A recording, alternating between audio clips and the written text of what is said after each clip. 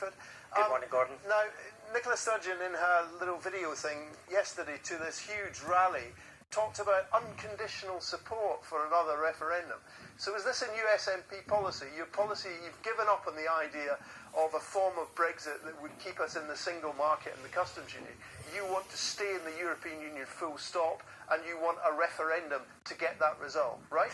Well, let me just clarify things for you. It has been the position of the SNP's in right since the referendum that we reflect on the fact that Scotland voted to remain by 62 to 38%.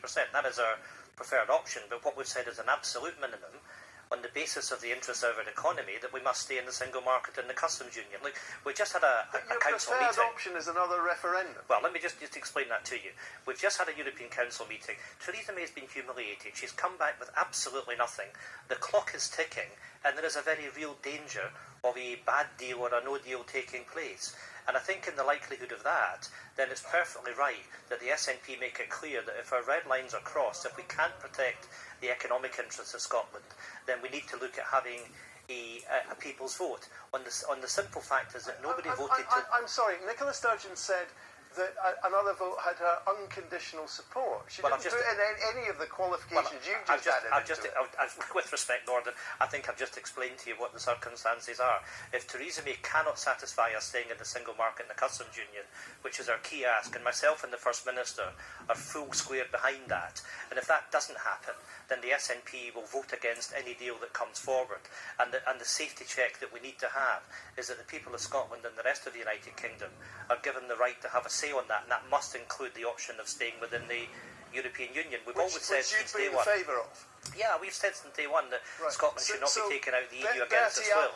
Bertie Armstrong, whom we heard from earlier there, he can get lost, because your policy then would be to stay inside the common fisheries policy forever, not just for another 3 months. I'm not quite sure I would use that language, but there's been a lot of talk on your programme this morning about a so-called implementation period.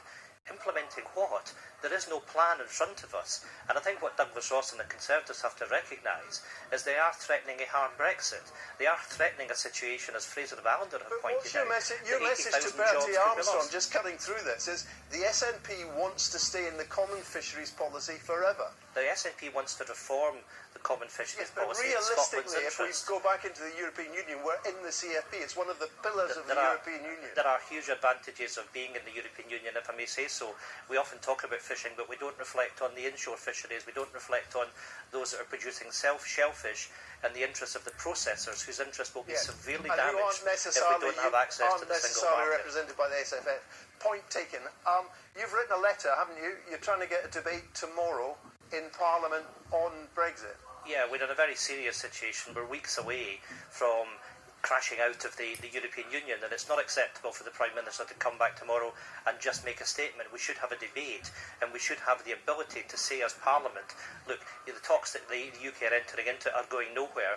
We need to have on the table staying in the single market and the customs union, which, by the way, would solve the problem of the Northern Ireland question. But surely you want a debate, given what Nicola Sturgeon's told those hundreds of thousands of people yesterday, surely you want a debate tomorrow to say the SNP unconditionally supports the campaign for another referendum, not that you want to stay in the single market and the customs union. There are two things, Gordon. One is the UK is going through a negotiation with Europe at the moment, and we're seeking to effect that, and indeed I'll be going to see Michel Barnier next Thursday. The first priority for us is staying in the single market and the customs union. If we can't do that, then we're looking for the decision to be put back to the people of Scotland and the rest of the United Kingdom. All right, Ian Blackfort, I've noticed you've got a tie on as well, so Douglas Ross. We're going to hear a variety of them this morning. Thanks very much for joining us. Now, the Scottish